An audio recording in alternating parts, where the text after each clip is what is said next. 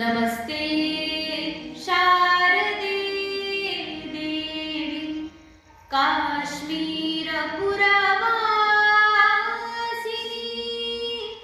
त्वामहं प्रार्थये नित्यं विद्यादानं च देहि मे ब्रह्मस्वरूपा परमा ज्योतिरूपा सनातनी सर्वविद्यार्थी देवी या तस्यै वाण्ये नमो नमः। सच्चिदानन्दरूपाय विश्वोत्पत्त्यादिहेतवे तापत्रयविनाशाय श्रीकृष्णाय वयं नुमः। यं प्रव्रजन्तमनुपेतमपेतकृत्यं द्वैपायनो विरहकातर आजुहाव पुत्रेति तन्मयतया तरवोऽभिनेदुः तं सर्वभूतहृदयं मुनिमानतोऽस्मि। बोले श्री सच्चिदानंद भगवान की श्रीमद्भागवत महापुराण की गोपाल कृष्ण भगवान की श्री राधा रानी की सब संतन की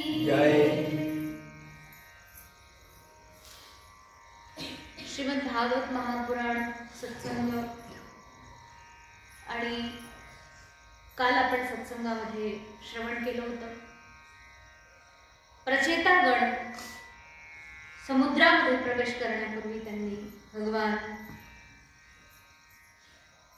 भगवान शंकरांना साक्षात पाहिलं की जे समुद्रामधून बाहेर निघत होते आणि जसं देवाला बघितलं त्यांनी प्रार्थना केली, प्रणाम केला, त्यांची पूजा केली आणि हात जोडून सगळे उभे राहिले। भगवान शंकर त्यांना उपदेश देतात की कशा प्रकारे आपण आपली भक्ती, आपली उपासना, आपली ही साधना केली पाहिजे।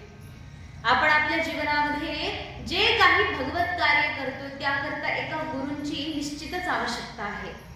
प्रत्येक कार्याकरता तुम्ही जे काही त्या ठिकाणी पाहताय, जे काही करताय तिथे भगवत प्रीत्यर्थ असावं। जे काही तुम्ही करणार आहात सगळं भगवत समर्पित असावं। या समर्पित भावाने परमात्म्याची स्तुती करायला पाहिजे। आणि हे जे रुद्रगीत आहे याच्या माध्यमातून भगवान शंकर त्या ठिकाणी सुंदर हा उपदेश देतात रुद्रगीताच्या माध्यमातून। बघा, भगवान परमात्मा एवढ्या सुंदर प्रकारे वर्णन केलं त्यांनी देवाचं। जवळपास किती श्लोक आहेत? 79 श्लोक या अध्यायामध्ये आहेत। तर त्यापैकी जवळपास 50 श्लोक, 50च्याही वर श्लोक या रुद्रगीतामध्ये येतात आणि भगवान उपदेश करतात. म्हणतात की हे बघा, भगवान परमात्म्याकडे काही मागू नका हो. काय मागितलं पाहिजे देवाकडे?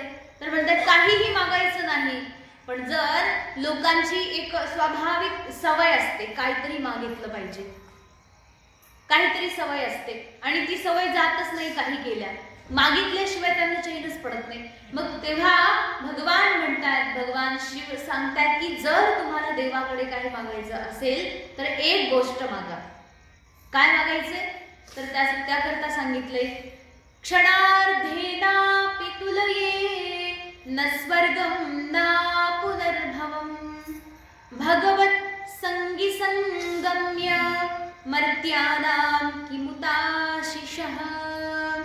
म्हणतात की हे भगवन, हे परमात्मन, बघा हे जे संपूर्ण चराचर आहे, हे संपूर्ण चराचराचं समग्र वैभव जर एकत्र गोळा केलं तर ते सगळं वैभव अर्ध्या क्षणाची सुद्धा ज्याच्या सोबत तुलना करू शकत नाही, स्वर्ग सुद्धा ज्याच्या पुढे फिक आहे, असे भगवत संगी संगम्य, ज्यांच्या पुढे स्वर्गाचं सुख सुद्धा फिक आहे, या त्रैलोक्याचं वैभव ज्यांच्या पुढे फिक आहे, असे भगवंताच्या संगे राहणारे जे लोक आहेत, काय भगवंताच्या जवळ राहणारे म्हणजेच भगवान परमात्म्याचे भक्त लोक जे आहेत, भगवान परमात्म्याचे भक्त म्हणजे सगळे संत लोक जे आहेत, त्यांचं संगस्य, मला त्यांचा संग दे देवा. मर्त्यानां किमुताशिषः, असे जे भगवान परमेश्वराचे भक्त आहेत त्यांचा संग मला दे. याच्यापेक्षा आणखी जास्त काय महत्वाचं असेल? या मर्त्य लोकामध्ये अशी एकही गोष्ट नाही, एकही भोगसामग्री नाही जी सुख देऊ शकते, एकही भोगसामग्री नाही जी संत संगतीची तुलना करू शकते. म्हणून देवाकडे काय मागायचं? कधी पण काय मागायचं? एकतर देवाकडे काही मागायचं नाही, आणि जर मागायची वेळ आली तर काय मागायचं?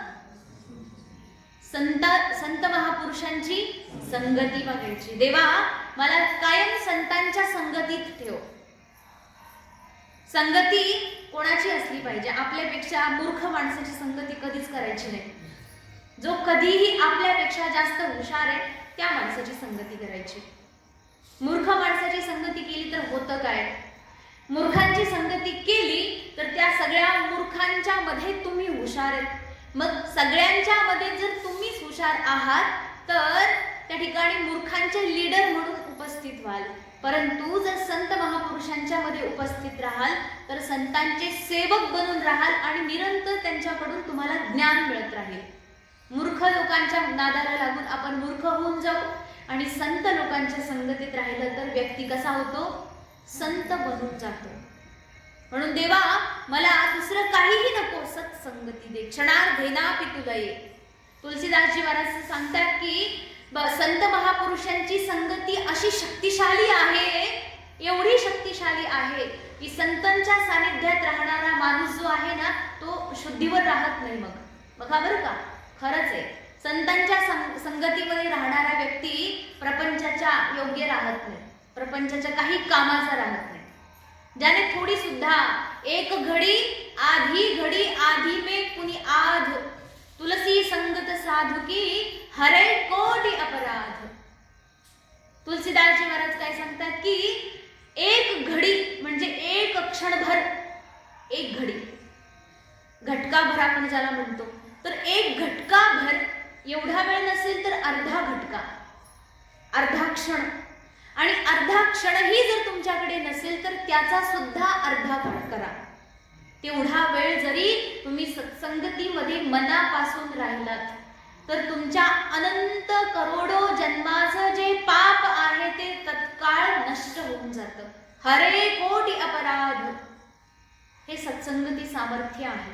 म्हणून देवा मला एक तर काही नको आहे, परंतु तू जर माझ्यावर प्रसन्न आहे तर निरंतर मला सत्संगती दे. कारण की कुसंगतीमध्ये, विषयांच्या संगतीमध्ये कितीही चांगला माणूस सुद्धा एक दिवस भ्रष्ट होण्याची शक्यता असते, बरोबर की नाही?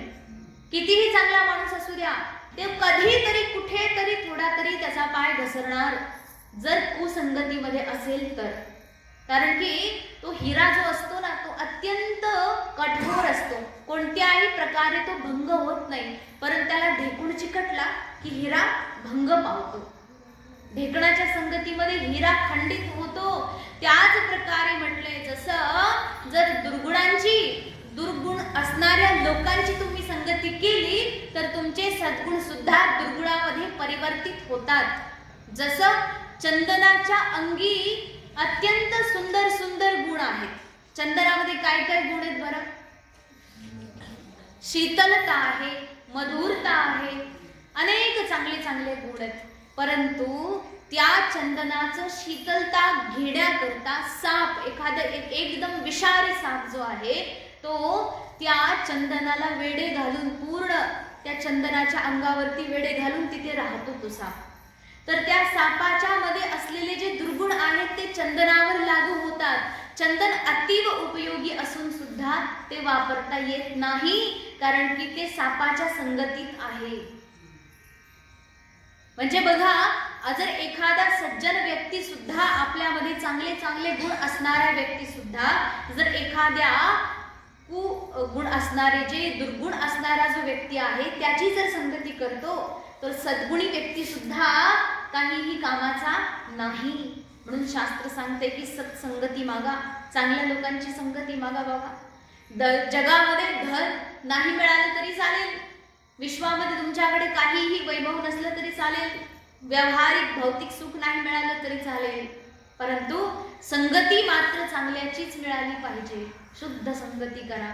म्हणून भगवान शिव सांगतात की क्षणार्धेनापि तुले, मला संत महापुरुषांची संगती दे. देवा, जे संत महात्मा जे निरंतर तुझ्या श्री चरणांच्या ध्यान करण्यामध्ये बुडालेले असतात, अशा संत महापुरुषांचं जर दर्शन एकदा जरी केलं तर पाप राशी नष्ट होऊन जाते. म्हणून हे परमात्मन, तुम्ही मला अशा संत महापुरुषांचीच संगती द्या, भक्तजनांची संगती द्या, जे अत्यंत राग द्वेष रहित आहे, ज्यांचं हृदय एकदम सरळ आहे, जे भक्तजन निरंतर कृपा करण्यामध्ये तत्पर आहेत, असे संत महापुरुषे, अनुग्रहित करणारे संत महाभाग यांची मला निरंतर संगती दे देवा. मग विचार करा, आपल्याला जर आत्ता सत्संगती मिळते ना कुठेतरी, समजायचं की आपण कधीतरी देवाला सत्संगती मिळावी अशी प्रार्थना केली होती. त्या प्रार्थनेचं फळ ही सत्संगती मिळाली. मग आता प्रार्थनेच्या फळातून ही मिळालेली सत्संगती आता आणखी किती फळास न्यायची हे आपल्या हातात आहे. याचा किती अधिकाधिक सुंदर उपयोग करायचा हे आपल्या हातात आहे. म्हणून म्हणतात की हे नाथ, तुम्ही मला अशा प्रकारची संगती द्या. नाहीतर बघा, ह्या जगामध्ये, या विश्वामध्ये, विषयांमध्ये व्यक्ती भटकत राहील. अज्ञानरूपी गुहेमध्ये, प्रकृतीच्या गर्भामध्ये हा व्यक्ती एक नंतर एक जन्म, एक नंतर एक मृत्यू घेत राहील. परंतु हे चक्र काही कधी थांबणार नाही, भटकत राहील. परंतु हे नाथ, हे परमात्मन, तुमची तर अनायासे कृपा करण्याचा जो स्वभाव आहे तो एकदा माझ्याकडे सुद्धा वापरा. परमात्म्याचा स्वभाव आहे काय? अनायासे कृपा करायचं. तोच स्वभाव आपल्याकडे पण देवाने काय केला पाहिजे, एकदा वापरला पाहिजे. भगवान परमात्मा सांगतात ना की हे माझं व्रत आहे, जो व्यक्ती मला शरण येतो त्याच्यावर अनुग्रह करून त्याची नैया पार करण्याचं माझं व्रत आहे, कर्तव्य आहे माझं. भगवान परमात्म्याने काय व्रत घेतले बघा. जे देवाच्या जवळ येतात, जे देवाच्या चरणावरती समर्पित होतात, त्या लोकांचं सर्वस्व वहन करण्याचं जे कार्य आहे परमात्म्याने आपल्या खांद्यावर घेतलंय. योगक्षेमं वहाम्यहम्. सगळ्यांचा योगक्षेम त्यांचा जाणे जड भारी, वाटदावी करी धरोनिया. परमात्म्याचा स्वभाव आहे हा. माझ्या विठोबाचा कैसा प्रेम भाव, आपणची देव होय गुरु. माझ्या विठोबाचा कैसा प्रेम भाव आहे बघा. परमात्माच स्वतः देवत्वही प्राप्त त्याच्यामध्ये आहे, तो देव म्हणूनही सगळ्या जगामध्ये विख्यात आहे आणि तोच परमात्मा गुरु रूपामध्ये आपल्याला अनुग्रह करतो. म्हणून हा परमात्मा आपल्या योगक्षेमाचं सुद्धा भार वहन करतो. म्हणून निश्चिंत राहून सर्वस्व परमात्मेप्रती समर्पित करायचं आणि असे थोर महान भक्त जे आहेत त्यांच्या संगतीचा निरंतर लाभ घ्यायचा, जेणेकरून आपल्या जीवनामध्ये जे शोक आहे, जे दुःख आहे ते 3 काळामध्ये नष्ट होऊन जाईल, त्रैकालिक नष्ट होऊन जाईल. असं नाही की दुःख नष्ट झालं, जसं दुःख नष्ट होतं बरं का. समजा तुम्हाला सर्दी झालीये, ताप आलेला आहे, तर त्रास होतो नाही का, त्रास होतो ना. मग तुम्ही डॉक्टरकडे गेले, इंजेक्शन घेतलं, गोळ्या घेतल्या, घरी आले, गोळ्या खाल्ल्या, 2 दिवसात एकदम ओके झाले. मग आता एकदम बरे झाल्यानंतर तुम्ही असं म्हणू शकता का, मी आता बरा झालो, सर्दीतून एकदम बरा झालो, मला आयुष्यात परत दुसऱ्यांदा सर्दी होणार नाही, असं होतं का? हा, नक्की नाही होत ना. परत ते रोग येऊ शकतात, याची काही गॅरंटी नाहीये. म्हणजे या सगळ्या रोगांचं, भवरोगांचं जेवढं आहे निर्मूलन, हे जे रोग आहेत आपले, हे कायमचे नष्ट होऊ शकत नाही. तसंच म्हटलंय की हे जे रोग आहे, भवरोगाने ज्याने आपल्याला ग्रासलेलं आहे, तो रोग सुद्धा कधी कदाचित नष्ट झाल्यासारखा वाटतो. सुखाचे दिवस आले की संसार गोड लागतो आणि दुःखाचे दिवस आले की अरे रे रे फारच वाईट आहे हे सगळं, म्हणून तेव्हा माणसाला वैराग येतोय, काय प्रपंचाचं खरं आहे, काही कोणी कोणाचं नाही. आणि असं म्हणायला असतं कुणी कोणाचं नाही. कधी जेव्हा दुःखाची वेळ येते कुणी आपल्याला मदत करत नाही, आणि जेव्हा सुखाच्या प्रसंगात सगळे एकत्र येतात तेव्हा हे म्हणत नाही कुणी कोणाचं नाही, तेव्हा तू उलट सगळे मिळून जातात त्याच्यामध्ये. म्हणून म्हटलंय की या प्रपंचामध्ये वास्तविक सुख नाही, केवळ दुःखच दुःख आहे. या दुःखाची 3ही काळामध्ये जेव्हा अभाव होईल, ते सुखाचं कारण सुखस्वरूप परमात्माही केवळ आहे. म्हणून त्याच्याकडे सुख मागायचं. प्रपंचामध्ये सुख आपल्याला द्यायला कुणी बसलेलं नाहीये. समोरच्याला तुम्ही सुख मागावर एखाद्याला, त्याला काय म्हणायचं, मला सुख दे रे बाबा. तू काय म्हणेल, माझ्याचकडे नाही, तुला कुठून देऊ. सगळ्यांकडे एक दुःख आहे, आणि जेवढे दुःख आहेत ना आपल्या सगळ्यांच्याकडं, त्या दुःखामध्ये आपल्याला वाटतं की माझं दुःख जरा जास्तच आहे दुसऱ्यापेक्षा. सगळ्यांना हेच वाटतं बरं का, वाटतं की नाही? सगळ्यांना वाटतं की माझं दुःख दुसऱ्यापेक्षा जास्तच आहे, आणि हे काय आहे एवढं, म्हणजे माझ्या नशिबात हे असं कसं आलंय. पण एक विचार करा, प्रत्येक जण हाच विचार करतोय. आणि समजा एखाद्या वेळेस सगळ्यांना संधी दिली ना, एक काम करा, तुम्ही तुमचं दुःख अदलाबदली करा. म्हणून एक चान्स दिला, एक मोठा टेबल मांडला इथं, आणि म्हटलं एक काम करायचं, सगळ्यांनी आपलं आपलं दुःख टेबलवर आणून ठेवायचं. एक कल्पना करा, तसं तर शक्य नाहीये, एक कल्पना करा की सगळ्यांना सांगितलं तुम्ही तुमचं दुःख टेबलवर आणून ठेवा, आणि टेबलवर जेवढं दुःख ठेवलं गेलेलं आहे त्याच्यामध्ये कोणतं तरी एखादं दुःख तुम्ही तुमच्या पसंतीनुसार उचला. काय होईल? सगळे लोक शोधून येतील. बघा, टेबलला एक मोठी प्रदक्षिणा घालते, बघून येतील की कोणतं दुःख आपल्याला झेपण्याजोगं आहे. म्हणून सगळे दुःख बघत येतील, कारण की दुःख उचलायचं हे कंपल्सरी आहे. दुःख तिथं सोडून पळून जायचा वाटच नाहीये, दुःख घ्यायचंच आहे. कोणतं हे नाही तर ते दुःख घ्यायचंच आहे. मग तुम्ही सगळीकडे फिरून येताल, आणि जेव्हा आपल्या जागी परत याल तेव्हा वाटेल नाही हो आपलंच छोटं आहे दुःख बाकीच्यांच्यापेक्षा. प्रत्येक जण हेच म्हणेल, आणि दुसऱ्याच्या सगळ्या दुःखांना सोडून आपले आपले दुःख उचलून परत घरी पळतील सगळे. का? कारण की तेव्हा जेव्हा दुसऱ्याचे दुःख जवळून पाहू, तेव्हा दुसऱ्या सगळ्यांचे दुःख आपल्यापेक्षा जास्त वाटतील, जास्त भयानक वाटतील आपल्याला. याचा अर्थ काय? भगवान परमात्म्याने आपल्याला दुःखही तेवढंच दिलंय जेवढं आपल्याला सहन करण्याची शक्ती आहे. सहन करण्याच्या शक्ती पलीकडे दुःख असं काहीच नसतं. जे काही आहे ते परमात्म्याने सशक्ती आहे म्हणून दिलेलं आहे. याचा अर्थ परमात्मा जे काही आहे आपल्या प्रारब्धानुसार आपल्याला दिलेलं आहे, आणि तेही विचारपूर्वक आहे. ते असंच अनाठाई काही केलेलं नाहीये. म्हणून परमात्म्याला शरण जा. एक सुंदर प्रकारे देवाची प्रार्थना करून भगवान शंकर देवाचं खूप सुंदर असं वर्णन करतात. म्हणतात, परमात्म्याच्या सृष्टीमध्ये हे सगळे जे प्राणी आहेत, जीव जंतू मनुष्य आदी, या सगळ्यांचं उत्पत्ती स्थान परमात्मा आहे.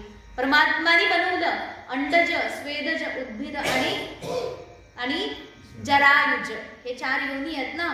कोणती कोणती? तेवढं तर माहित असेल. स्वेदज, अंडज, उद्भिद आणि जरायुज. जरायुज म्हणजे काय?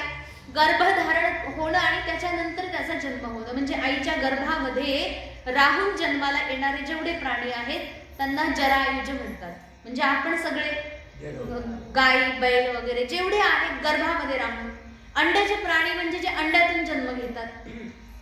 स्वेदज म्हणजे जे घामातून उत्पन्न होतात. घामातून जसं मच्छर आहे, अजून कोणते हो, डोक्यात किडे होतात ते डोक्याच्या आतले नाही, डोक्याच्या बाहेर केसामध्ये फिरतात.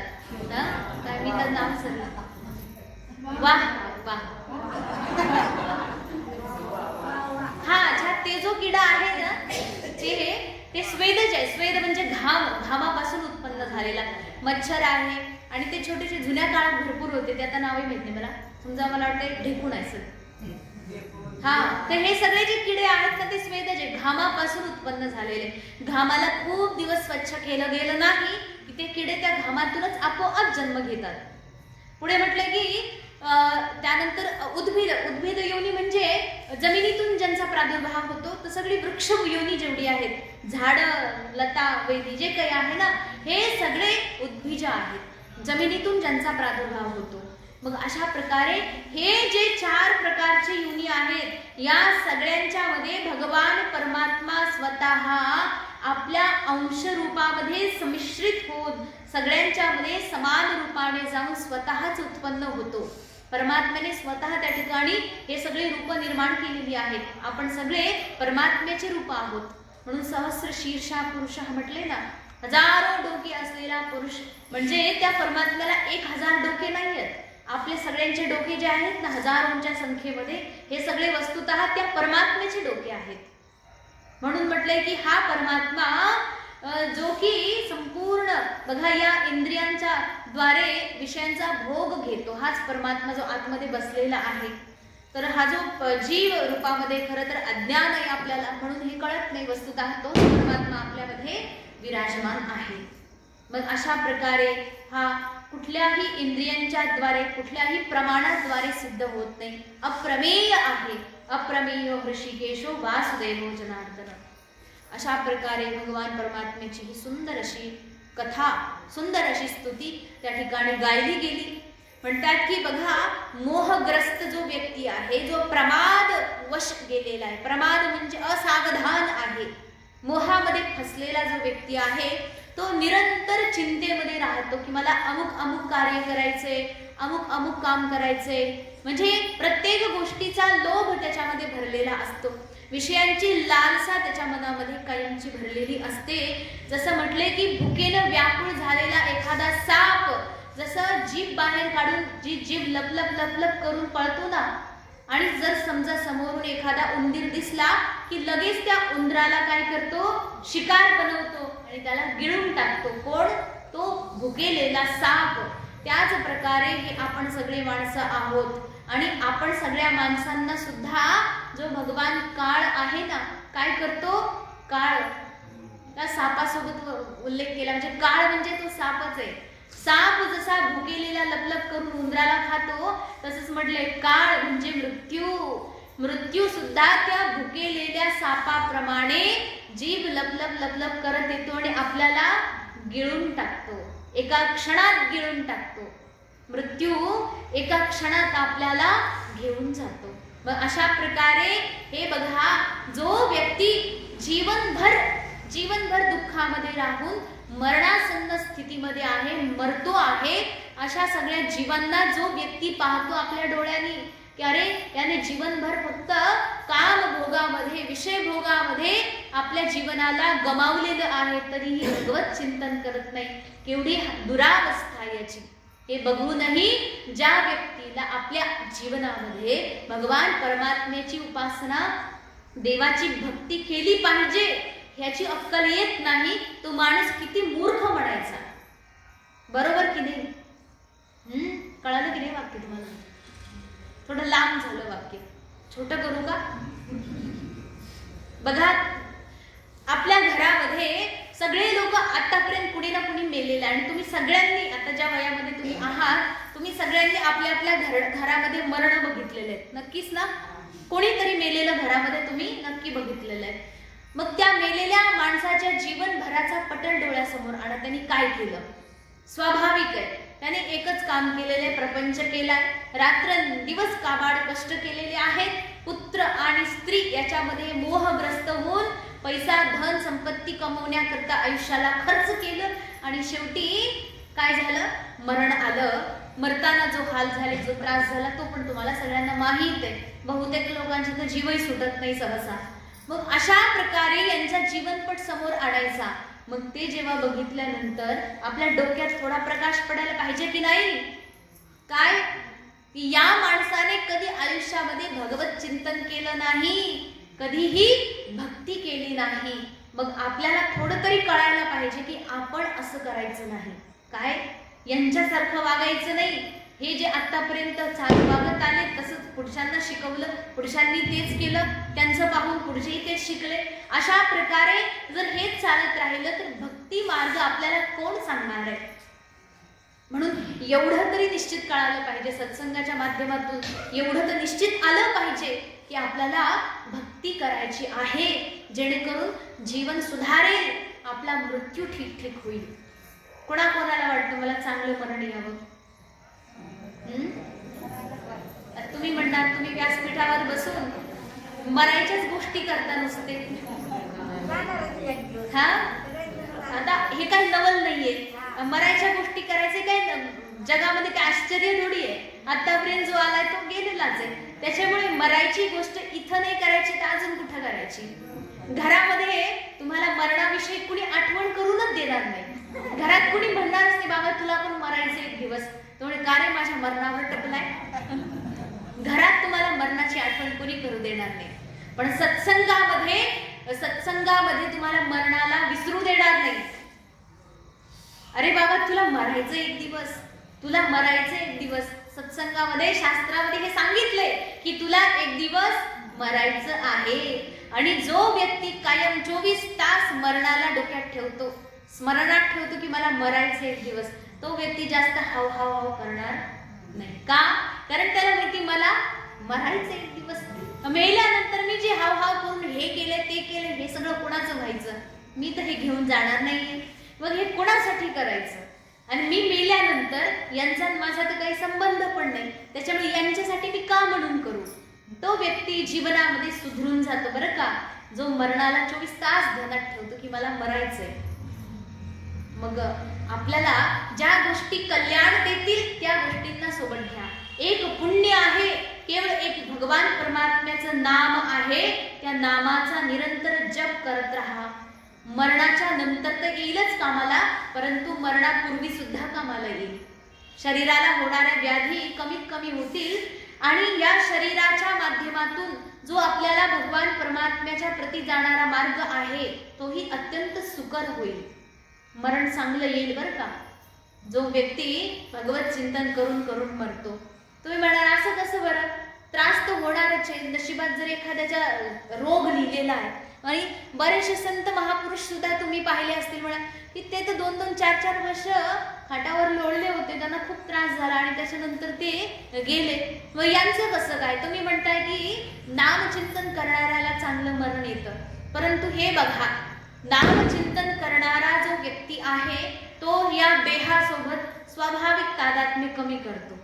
देहासोबत, कारण त्याचं अंतःकरण भगवान परमात्म्याप्रती लागलेलं असतं. आणि जो व्यक्ती आपल्या जीवनामध्ये भक्ती करतो त्याला शरीराकडे ध्यान देण्याकरता जास्त वेळच नसतो.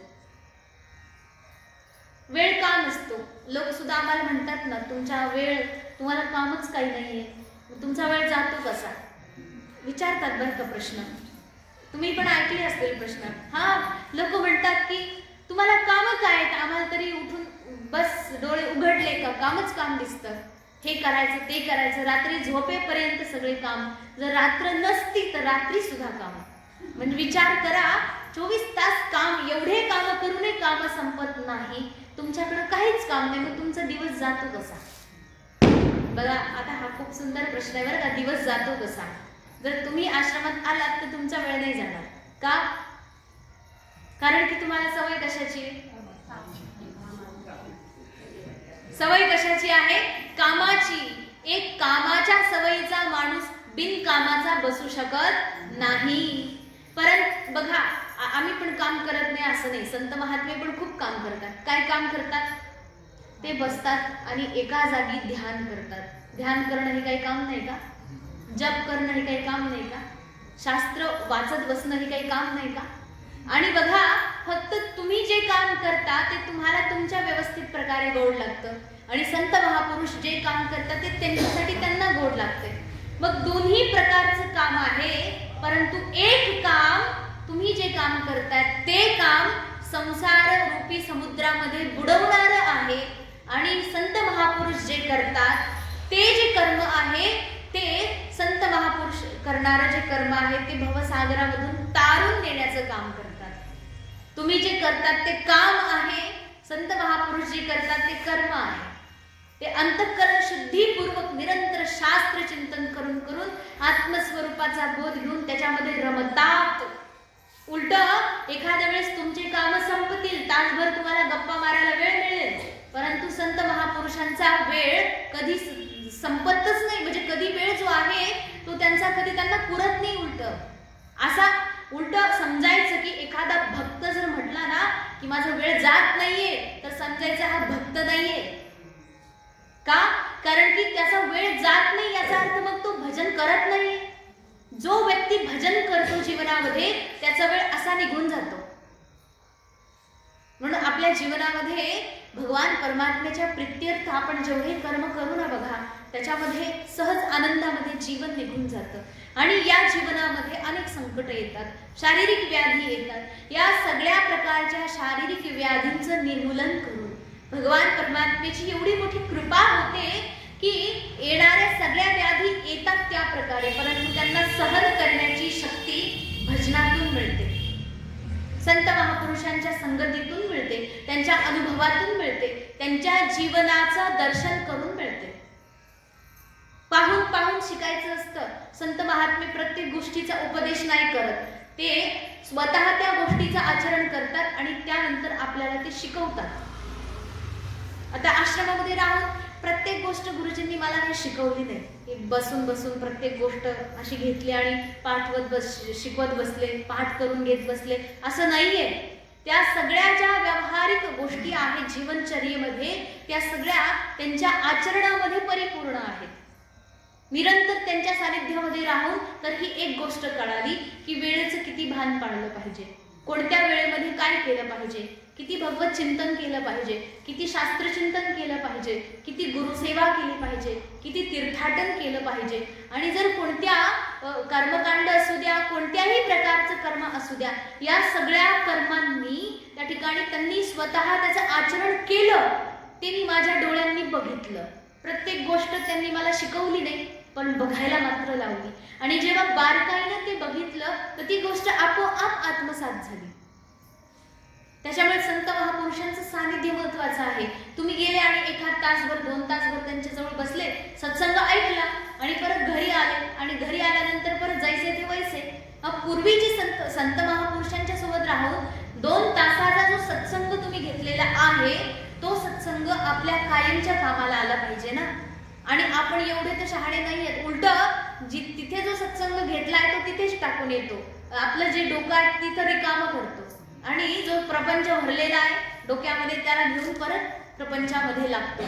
म्हणून म्हटलंय की सत्संगती फक्त अवघ्या थोड्याशा वेळापुरती काही काम देत नाही, एवढी काम तर देईलच म्हणायला, जसं तुलसीदासजी महाराज सांगतात, संत महापुरुष सांगतात.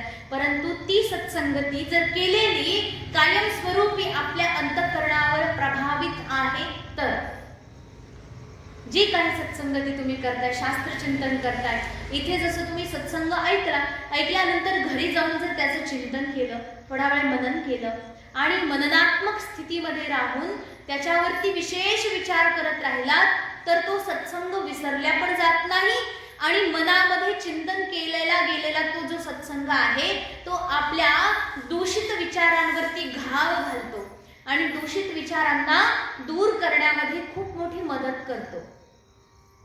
आणि असा नाहीये की आपण सगळे सद्गुणी झालो लगेच. बघा, आपल्या दुसऱ्या माणसाला जरी माहित नसले ना आपले दुर्गुण, तरी आपल्या स्वतःला नक्कीच माहीत असतं की आपण आयुष्यात किती लबाड बोललो, किती लोकांना लुटलं, किती लोकांना काय केलं, किती चोरी केली, किती काय केलं. म्हणजे या सगळ्या ज्या गोष्टी आहेत ना, ह्या सगळ्या व्यक्तीला स्वतः मात्र ठाऊक असतात बरं का.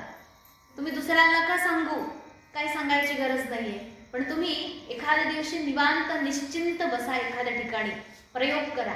हा प्रॅक्टिकल जीवन आहे बघा. म्हणजे थ्योरी आणि प्रॅक्टिकल दोन्ही असताना शाळेमध्ये गेल्यानंतर जी तुम्हाला थ्योरी शिकवली जाते तिला अनुभव करण्याकरता, प्रॅक्टिकल करण्याकरता एक वेगळी शाळा बनलेली असते, प्रयोगशाळा ज्याला म्हणतात ना.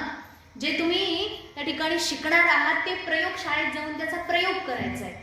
तसंच म्हटले की तुम्ही गुरुगृही सत्संगामध्ये जे शिकताल एखाद्या तासामध्ये, ते तुम्हाला घरी जाऊन घरच्या प्रयोगशाळेमध्ये, संसाराच्या प्रयोगशाळेमध्ये काय करायचे, त्याला परीक्षण करायचे, त्याचा प्रयोग करायचा आहे.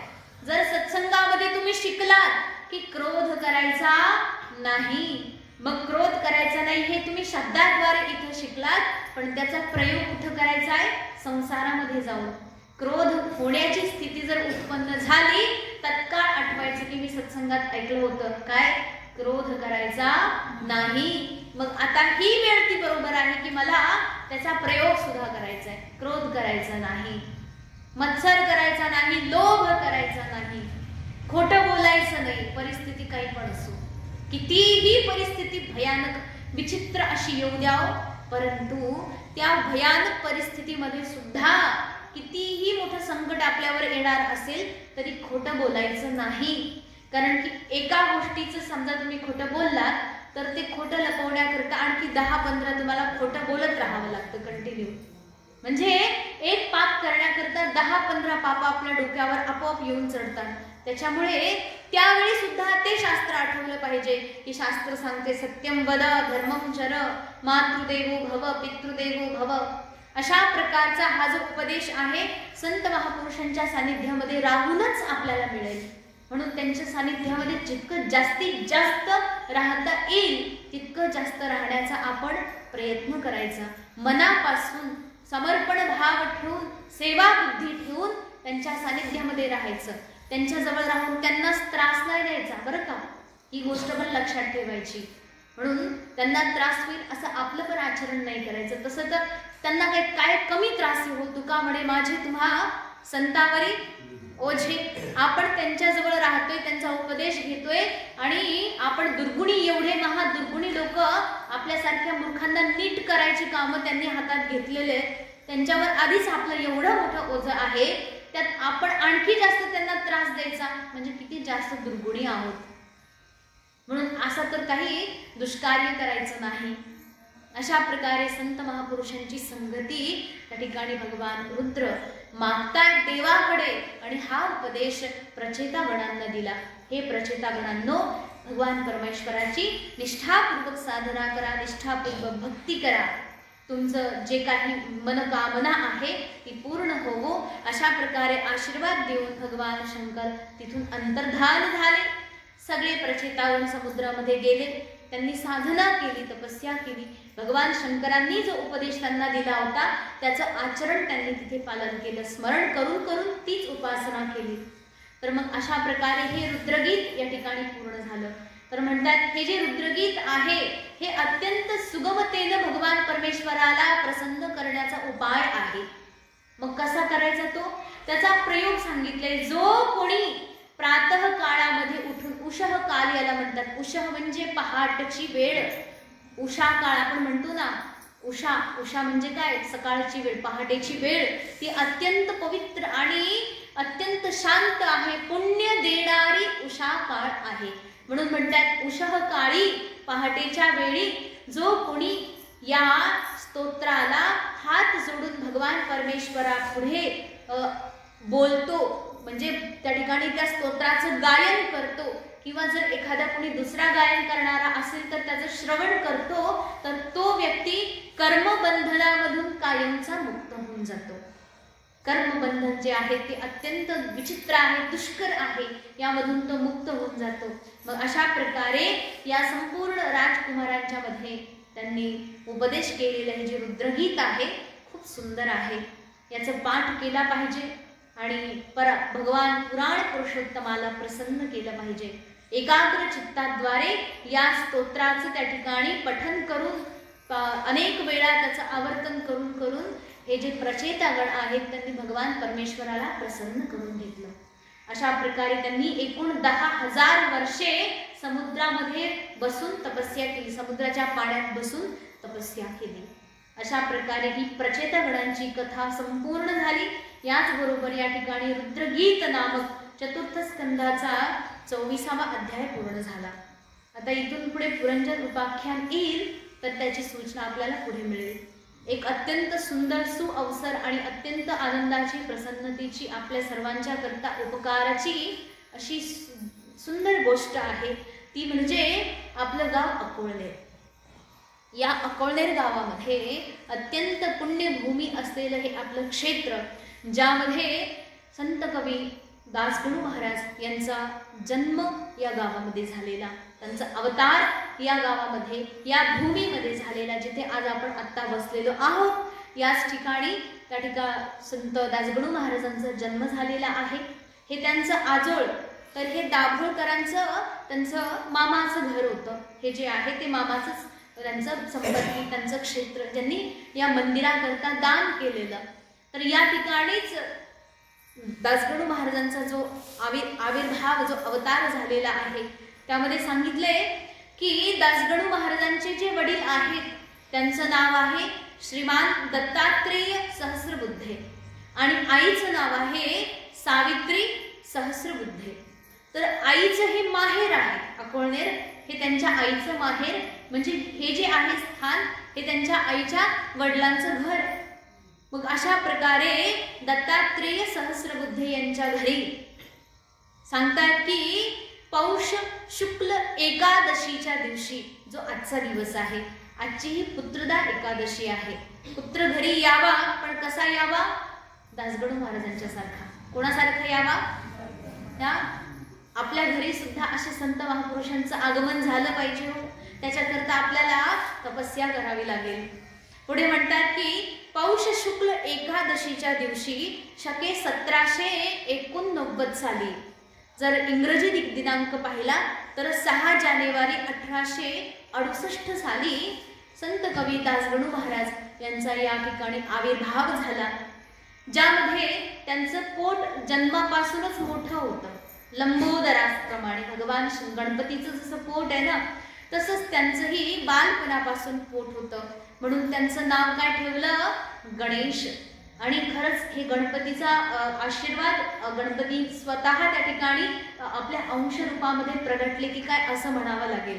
कारण की गणेश दत्तात्रेय सहस्रबुद्धे म्हणजेच आपले संत कवी दासगणू महाराज यांनी यांच्या जीवनामध्ये अनेक ग्रंथांचं लेखन केलं. आणि बघा म्हणतात ना, भगवान व्यासदेवजी महाराज सांगत होते आणि भगवान गणेश लेखन करत होते. कोणत्या ग्रंथाचं? महाभारत ग्रंथाचं लेखन गणपतीने केलं. तर लेखनी जी आहे ती गणपतीच्या हातातली आहे आणि गणपतीनेच त्या ठिकाणी अनेक प्रकारचा दिव्यतम आशीर्वाद देऊन दासगणू महाराजांच्या हाताने हे सारे ग्रंथांचं लेखन करून घेतलं. अनेक कृती आहे. तर तत्पूर्वी दासगणू महाराजांच्या जीवनामध्ये एक अशा दिव्य घटना झाल्या, ज्यामध्ये वयाच्या 13व्या वर्षापर्यंत ते आपल्या गावामध्ये त्यांचं वास्तव्य राहिलं. त्यांची सुरुवातीचं जे शालेय शिक्षण आहे ते इथे झालं, परंतु काही कारणास्तव ते आपल्याला पुढे सांगतील महाराज. तर काही कारणास्तव त्यांनी हे गाव सोडलं.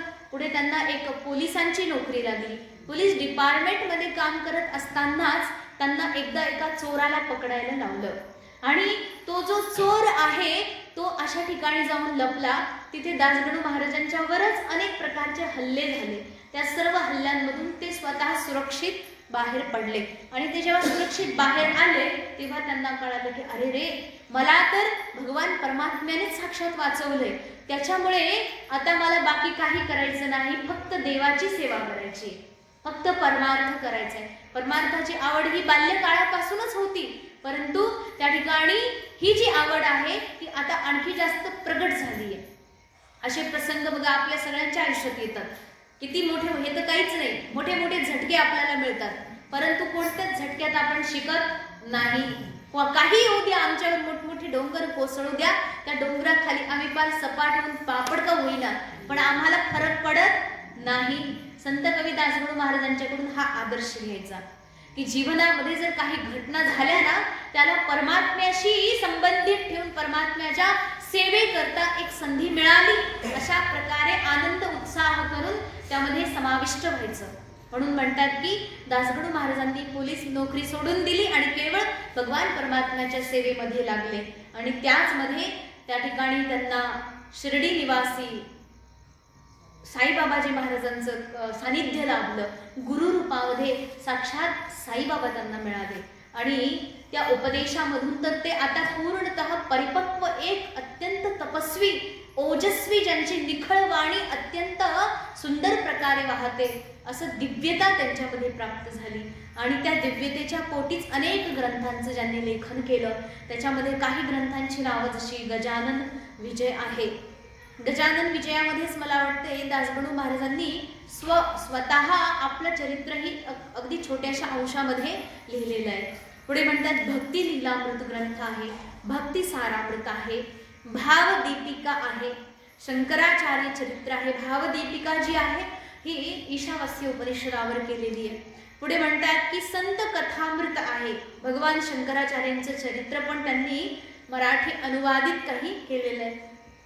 पुढे म्हणतात साई स्तवन मंजिरी, साईबाबांच्या स्तुती आरती वगैरे आणखी अनेक ग्रंथ, अनेक अष्टक, काही बरेचसे मला वाटते संस्कृत स्तोत्र सुद्धा त्या ठिकाणी दासगणू महाराजांनी रचना केली. आणि अत्यंत दिव्य सुंदर अशी ही विभूती ज्या ठिकाणी सांगितलंय की 25 नोव्हेंबर 1962 साली त्यांनी समाधी घेतली. अशा प्रकारे वयाच्या जवळपास 92 ते 95च्या दरम्यान त्यांनी समाधी घेतली. तर अशा प्रकारे अत्यंत दिव्य सुंदर प्रकारे हे दासगणू महाराजांचं हे स्वाभाविक, ज्यांच्या जीवनामध्ये तपस्या, ओज, ज्ञान, भक्ती, वैराग्य आणि परमात्म्याप्रती अखंड समर्पण असं यांचं हे ब्राह्मण परिवारामध्ये झालेला अवतार अत्यंत दिव्य आहे. आपल्या संपूर्ण अकोलनेर गावाकरता परमपावनीय आहे. संत महापुरुषांचं सानिध्य या गावाला अगदी प्राचीन अति प्राचीन काळापासून लाभलेला आहे, ज्याच्याच कृपेमुळे आज हा सत्संग इथे चाललेला आहे. आणि असेच सत्संग जे निरंतर आपल्या गावात होतात, संत महापुरुषांचं आगमन आपल्या गावात होतं, संत महापुरुषांसारखी रत्न आपल्या गावामध्ये इथून पुढेही घडत राहतील, अशा प्रकारचं हे जे काही वरदहस्त आहे वास्तविक ही परमात्म्याची कृपा आहे. अशा प्रकारे संत महापुरुषांच्या श्रीचरणावर आजची झालेली सेवा समर्पित करून दासगणू महाराजांच्या श्रीचरणावरती वारंवार प्रणाम, त्यांना वारंवार नतमस्तक होऊन आजच्या सेवेला विश्राम देऊ. आणि माझी अशी इच्छा आहे की आज महाराज आले होते, आपल्या आश्रमात आले होते देशमुख महाराज. तर ते मला म्हटले की माताजी मोठा ग्रंथच आणला त्यांनी, दासगणू महाराजांच्या विषयीचं चरित्र परत एक मोठा ग्रंथ आणला. म्हणले याच्यामध्ये तुम्ही थोडंसं अवलोकन करा. म्हटलं की एवढा मोठा ग्रंथ वाचायला माझ्याकडे काही जादू नाही आहे की 2 मिनिटात वाचून होईल. म्हटलं महाराज तुम्ही वाचलेला आहे तो ग्रंथ, आणि दासगणू महाराजांच्या सेवेमध्ये बरेच वर्ष त्यांनी सुद्धा या ठिकाणी कार्य केलं आणि तुमच्या सगळ्यांचे सहयोग त्याच्यामध्ये अनमोल होतात. आजही तुम्ही माता भगिनी ज्या प्रकारे या मंदिरामध्ये सेवारत आहात हे खूप मोठी कौतुकाची गोष्ट आहे. आणि कुठल्या ना कुठल्या प्रकारामध्ये बघा, गावचे सगळे मोठे हस्ती लोक एकत्र आले तर ते मोठा कार्यक्रम करतात, परंतु आपण आपल्या स्वरूपावर, आपल्या पातळीवर एक सुंदर आणि अत्यंत बघा छोटासा का होईना परंतु भावपूर्ण, भक्तिपूर्ण आणि भगवान परमेश्वराला खरंच मनापासून आवडेल अशा प्रकारचा दिव्य कार्यक्रम या ठिकाणी झाला. आणि आज या कार्यक्रमाचा सत्संगाचा सुद्धा कितवा दिवस आहे? 7वा दिवस आहे. तर आजचा हा 7वा दिवसही पूर्ण झाला, पण कळालं काहीच नाही, सत्संग 7 पूर्ण झाले. अशा प्रकारे दासगणू महाराजांची कृपा खरंच आपल्या गावावर अजून होणं तरी बाकी आहे असं मला वाटतं. कारण की दासगणू महाराजांसारखं पुण्य जन्मस्थान आपल्या गावात आहे आणि एवढं सगळं जागा आहे, संपत्ती खूप मोठी आहे. याला जर तुम्ही व्यवस्थित प्रकारे दिशा दिली, याला धारा दिली. तर दासगणू महाराजांनी लिहिलेले जे ग्रंथ आहेत ना, याच ग्रंथांना शिकवण्याकरता विद्यार्थ्यांना जर मुभा दिली, आपल्या गावातले म्हणा, गावाच्या बाहेरचे म्हणा, इकडून तिकडून गोळा होणारे म्हणा, अशा काही लोकांना एकत्र करून जर शिकवलं गेलं तर आपल्या गावाचा फार मोठा उद्धार होईल. आणि हे ज्यांना कळते, कृपा करून त्यांनी याच्यामध्ये थोडं लागलं पाहिजे. आता आपले प्रयत्न कुठवर आहेत ते आपले देवा जाणे. आपण फक्त व्यासपीठावर बसून बोलायचं काम करू शकतो, पण फील्डमध्ये उतरायचं काम तुमचं सगळ्यांचं ना, हो नाही का? फील्डमध्ये उतरून काम करायचं काम तुमचं आहे. आणि हे सगळं काम करणारे मात्र कुठं गेले कोणास ठाऊक. अच्छा, मला बोलायला लाजही वाटत नाही आणि भीती पण वाटत नाही, पण तरी सुद्धा मी सगळ्यांचा मान ठेवून, सगळ्यांच्या विषयी आदर भाव व्यक्त करून, खूप काय म्हणतो त्याला, एक प्रेम त्यांच्याप्रती असलं. कारण की काही झालं तरी अकोळनेर, जरी संन्याशी जरी झाले तरी अकोळनेर माझं जन्मगाव आहे. त्याच्यामुळे जो स्वाभिमान या गावाचा मला आहे, त्यासाठी जी कळकळ आहे ती कुठेतरी शब्दात नक्कीच निघते. म्हणून असं वाटतं की आज कुठेतरी विश्वपटलावर आपल्या गावाचं नाव निघू शकतं जर संत महापुरुषांच्या या दिव्य भूमीचा जर उद्धार केला आणि यांचा जर सुंदर प्रकारे प्रचार. यांचा प्रचार नाही करायचा आपल्याला. बघा, खरं सांगू का तुम्हाला, संत महापुरुषांचा प्रचार होत नाही, संत महापुरुषांनी लिहिलेल्या ग्रंथांचा प्रचार होतो. आज तुकाराम महाराज म्हणून काय आपल्याकडे शिल्लक आहे बरं? त्यांची गाथा जर सोडली तर तुकाराम महाराज आपल्याकडे कुठं आहेत आत्ता? तुकाराम महाराजांची गाथाच ते तुकाराम महाराजांच्या रूपामध्ये आपल्याला मिळते. म्हणजे तुकाराम महाराज गाथेच्या रूपात आज आपल्यासमोर जिवंत आहेत. माऊली ज्ञानेश्वर महाराज ज्ञानेश्वरीच्या रूपात आपल्यासमोर जिवंत आहेत. तसंच आज या संपूर्ण ग्रंथांच्या माध्यमातून दासगणू महाराज आपल्यामध्येच जिवंत आहेत आणि त्या ग्रंथांचं अध्ययन करून, अध्ययन शिकवून हे आपण त्याला आणखी जिवंत करू शकतो. तर हे कार्य महान आहे. जर भगवान परमेश्वरानं तशी शक्ती दिली तर या गावामध्ये ते कार्य घडावं अशी सदिच्छा, अशी सद्बुद्धी व्यक्त करून आजच्या सेवेला विश्राम देते. आणि यापुढे जी काही सेवा होईल, बघा आपले महाराज आहेत, त्यांना मी थोडंसं 5-10 मिनटं तुमचे घेऊ, कारण आजचा हा शेवटचा कार्यक्रम आहे ना. तर तुम्ही थोडं 5-10 मिनटं दासगणू महाराजांच्या विषयी बोला. तुम्ही त्यांची सेवा केलेली आहे, तर म्हणून तुम्हाला ही संधी या ठिकाणी बोलण्याची देते. आणि नाही, काही नाही बोलले मी सगळं, तरी पण थोडी तरी जी काही माहिती अजून आहे बघा, ते तुम्ही सांगा. जे शब्दांच्या माध्यमातून मांडायचा मी केला प्रयत्न. 2 मिनिटात त्यांनी मला सांगितलं, त्याला मी किती 20 मिनिटं बोलले असे होते. जे काही झालं, पण खरंच ही भूमी अत्यंत पवित्र आहे, याचा मान ठेवला पाहिजे. आणि उद्याची सूचना अशी आहे की उद्या राम जन्मभूमीमध्ये, अयोध्येमध्ये भव्य दिव्य कार्यक्रम होतोय. आणि आज ही आपल्या संपूर्ण भारतवर्षाकरता एक मोठ्या स्वाभिमानाची गोष्ट आहे. संपूर्ण जीवनामध्ये कष्ट करणारे जे महान संत महापुरुष होते, यांनी जीवनामध्ये कष्ट केल्याचं जे स्वप्न त्यांचं उद्या पूर्ण होतंय, तर त्या स्वप्नपूर्तीमध्ये आपल्याला उद्याच्या दिवस याच वेळेमध्ये इथे आपला सुंदर भव्य दिव्य असा कार्यक्रम करायचा आहे. तर तुम्ही सर्वांनी त्या ठिकाणी उपस्थित राहायचं. सुंदर प्रकारे नियोजन, काही मोठं जरी नसलं तरी आपण थोडे दिवे वगैरे लावू आणि त्या अयोध्येमध्ये नेमकं घडलं काय त्याची विषयी माहिती जाणून घेऊ.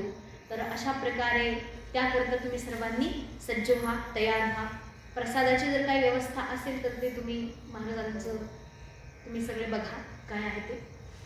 ओम पूर्णमदः पूर्णमिदं पूर्णात् पूर्णमुदच्यते पूर्णस्य पूर्ण